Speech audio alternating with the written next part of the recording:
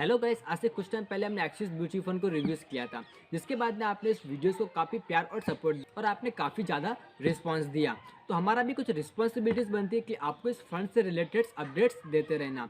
तो आज से 6 से 7 महीने करीबन हो गए हैं, बहुत सारे अपडेट्स आ गए हैं। आज इसकी जो एसेट साइज है वो 20,480.70 करोड़ हो गए हैं। इतना ज़्यादा एसेट साइज होने के बाद में क्या आपको इस फंड में इन्वेस्ट करना चाहिए, क्या आपको इसमें इन्वेस्ट नहीं करना चाहिए, या फिर आपको इसमें इन्वेस्ट रहना चाहिए, जानेंगे इन दिस वीडियोस में। और इसी के साथ में हम ये भी डिस्कस करेंगे इस फंड की कुछ बेसिक्स इन्फॉर्मेशन, इस फंड के पास रिकॉर्ड्स और इस फंड के पोर्टफोलियोज में क्या क्या अपडेट्स आए हैं।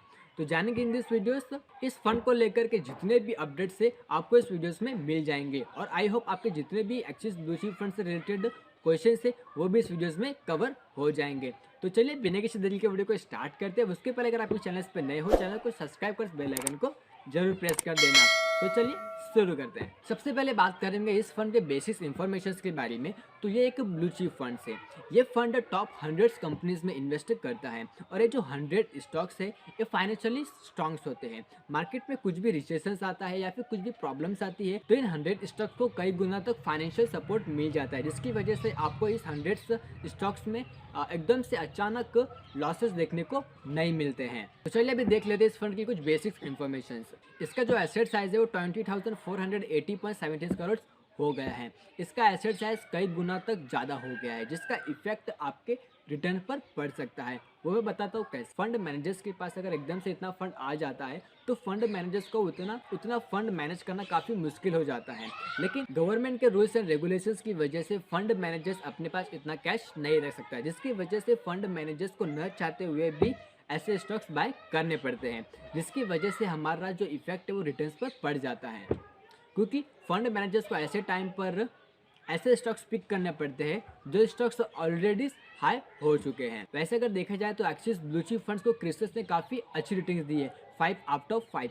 लेकिन और इसके जो रिटर्न्स है वो भी काफ़ी अच्छे हैं, उसको हम बाद में भी डिस्कस करेंगे। और इसका जो एक्सपेंस रेशियो है वो है 0.52%। अगर मैं इसे कंपेयर करूँ अदर्स ब्लू चिप फंड से तो आपका जो इसका एक्सपेंस रेशियो है वो आपको थोड़ा एवरेज देखने मिल जाता है। और इसकी जो कैश होल्डिंग है, अभी इसकी कैश होल्डिंग -3.01% चल रहा है। मतलब अभी इस फंड्स के पास कोई भी कैश नहीं है, सारा जो पैसा है वो मार्केट में इन्वेस्टेड है।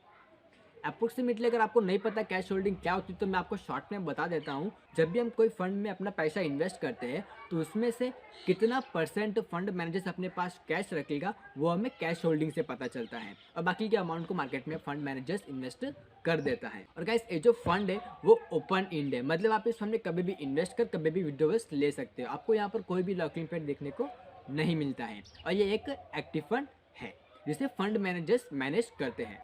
एग्जिट लो, अगर आपने इस फंड से 12 मंथ्स के पहले एग्जिट लिया तो आपके 10% की यूनिट पर 1% का चार्ज लगेगा, अदरवाइज 0%। और ये फंड लॉन्च हुआ था 1 जनवरी 2013 को। मतलब अभी तक इस फंड को 8 ईयर्स प्लस होने आए हैं। इस फंड का बेंचमार्क है निफ्टी 50 टोटल रिटर्न इंडेक्स। अब बात करते हैं कि आप इस फंड में कितना अमाउंट इन्वेस्ट कर सकते हैं। अगर आप इस फंड में मंथली इन्वेस्ट करना चाहते हैं तो मिनिमम 500 से स्टार्ट कर सकते हैं, और आप अगर इस फंड्स में लमसम इन्वेस्ट करना चाहते हैं तो मिनिमम 5000 से स्टार्ट कर सकते हैं। टैक्स इम्प्लीकेशन, अगर आप इस फंड से 1 ईयर्स के पहले एग्जिट लेते हैं तो आपके एग्जिट पर 15% का टैक्स लगेगा। अदरवाइज अगर आप इस फंड से 1 ईयर्स के बाद में एग्जिट लेते हैं तो आपके 1 लाख प्लस के रिटर्न्स पर 10% का टैक्स लगेगा।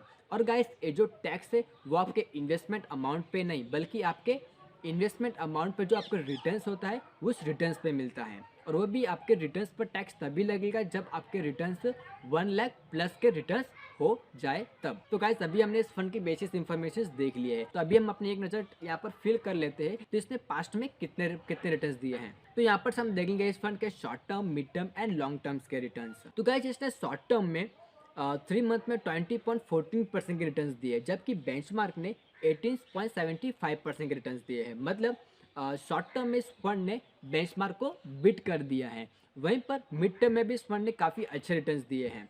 6 मंथ में 29.75% एंड 1 ईयर्स में 14.71%।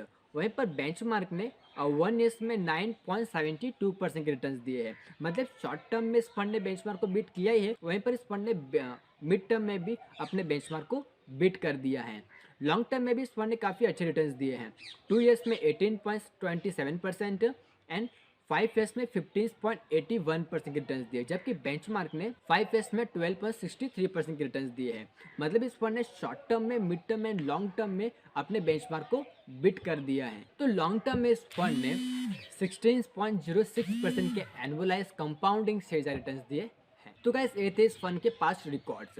अभी हम देख लेते हैं returns on SIP and lump sum. तो गाइस अगर आपने इस फंड में आज से 8 ईयर्स पहले एवरी मंथ 5000 की एसआईपी करते तो अब तक आप इस फंड में 4,80,000 अमाउंट इकट्ठा कर लेते, जो आपके 4,80,000 बन जाते 9,27,772 रुपीज़, मतलब 4,46,772 रुपीज़ का प्रॉफिट। वहीं अगर आपने इस फंड में आज से 8 ईयर्स पहले ओनली वन टाइम इन्वेस्टमेंट यानी 5 लाख का लमसम अमाउंट इन्वेस्ट किया होता तो आपके 5 लाख रुपीज़ बन जाते 16,39,199 रुपीज़, मतलब 11,39,199 रुपीज़ का प्रॉफिट।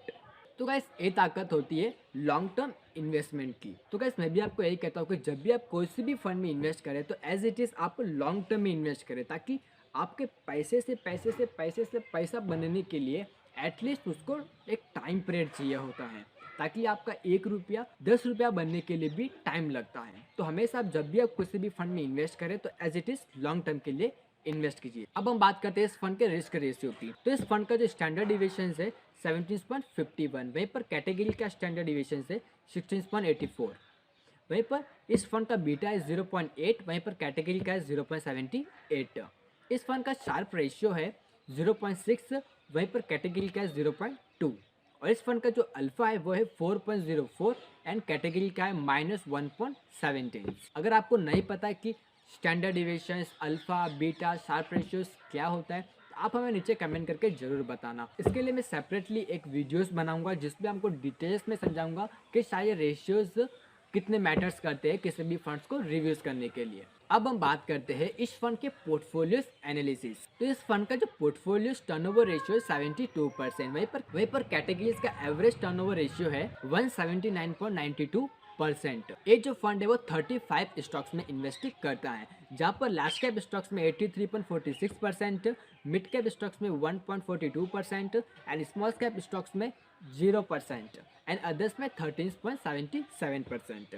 जैसे कि मैंने आपको बताया था कि ये जो फंड है वो लार्ज कंपनीज में इन्वेस्टमेंट करता है, तो इसकी जो बड़ी अमाउंट है, जो बड़ा परसेंटेज है वो लार्ज कैप स्टॉक्स में ही इन्वेस्टेड है। तो अभी हमने देखा कि फंड लार्ज कैप स्टॉक्स में तो इन्वेस्ट करता है, लेकिन लार्ज कैप स्टॉक्स में कौन कौन से सेक्टर्स में इन्वेस्ट करता है। तो ये fund service, energy, technology, financial, health care and FMCG sectors में फंड इन्वेस्ट करता है। तो अभी हम ये देख लेते हैं कि वो टॉप 10 स्टॉक्स कौन से हैं जिसमें इस फंड ने सबसे ज़्यादा अमाउंट इन्वेस्ट किया है। तो इस फंड के जो टॉप 10 स्टॉक्स है वो है HDFC bank, Bajaj finance limiteds, Infosys, Kotak Mahindra banks, Tata consultancy service limiteds, Reliance industries, ICICI bank, Avenue supermarket जो डीमार्ट के नाम से भी जाना जाता है, and Hindustan Unilever and Nestle India जैसे अदर्स 25 स्टॉक्स में फंड इन्वेस्ट करता है। और गाइस मेन पार्ट तो मैंने आपको बताया नहीं, इस फंड को जो मैनेज करते हैं वो करते हैं, उनका नाम है मिस्टर श्रेयस देवलकर,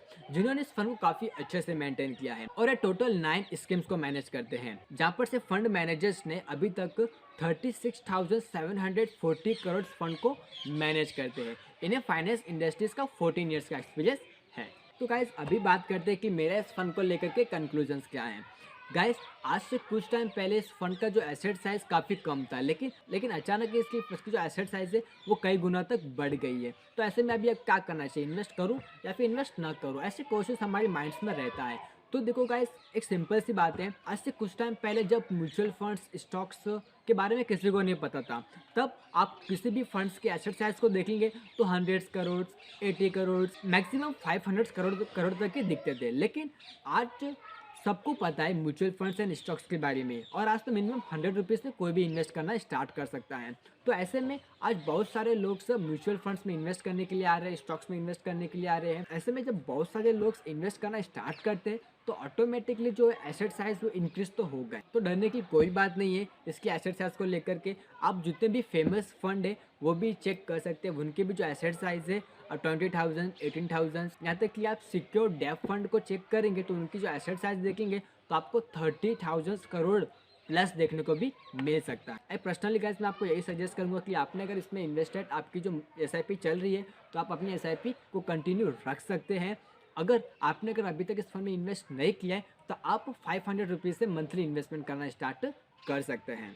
फंड्स को लेकर के अगर आपको कोई भी अगर कन्फ्यूजन है, आपको कोई भी डाउट्स है तो आप बेझिझक आप हमें नीचे कमेंट करके पूछ सकते हैं, हम आपकी कमेंट का रिप्लाई जरूर करेंगे। और ये वीडियोस आपको कैसा लगा प्लीज़ आप हमें नीचे कमेंट करके जरूर बताना। और अगर अभी तक आपने हमारे ये 2021 का best top 7 best mutual fund का वीडियोस नहीं देखा तो आपको इसका लिंक ऊपर आई बटन पे और नीचे डिस्क्रिप्शन पे मिल जाएगा, तो आप इस वीडियोस को जरूर देख लेना। तो चलिए, जय श्री कृष्ण, जय Swaminarayan, take care, bye bye.